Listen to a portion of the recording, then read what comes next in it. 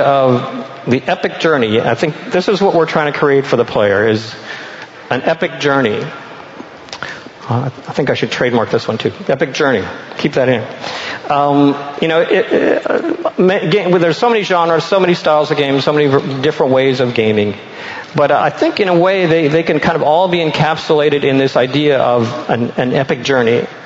And how do we use psychology to make our journey more epic and our epic more journey-like, you might be asking.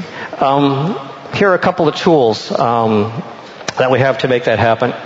I come back again and again to the idea of interesting decisions. That's really the core, the basic fundamental pieces of your game are these decisions that you're giving the player. And the process, the journey is the process of exploring all these decisions and seeing how they relate to each other and playing through them. So think about the decisions that you're giving your player. Are they ones that encourage them to project, to think into the future? If I do this, what is going to happen? Do they have interesting kind of not taken paths? And the coolest decisions are the ones where the player chooses path A, but they're kind of saying, well, next time, that path B looks kind of interesting too, so I'm going to play next time and try that other path. Those are the really powerful decisions. If you can build them into your game, you're well on your way to creating the epic journey. Learning in progress. This is fundamental to the journey. The idea that you are constantly progressing. You're constantly at a better place than you were before. You're smarter than you were before. You're more powerful.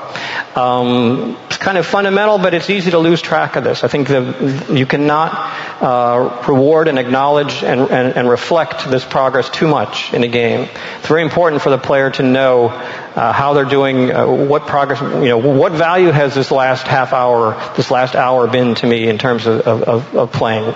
I think World of Warcraft does a great job of this. The level system makes it very clear the kind of progress you made, and there are ways of building this idea, which is very powerful into your game. One more turn. This is another way of making the journey epic. It's a concept that we relate back to Civilization, but it applies to almost every game. The idea that the player is constantly kind of leaning forward. They're anticipating things that are going to happen later. They're looking forward to their plans coming together. They're wondering what's around the next corner. You can foreshadow. You can kind of just let people know that cool stuff is going to happen soon. And it draws them very much into this one more turn phenomenon.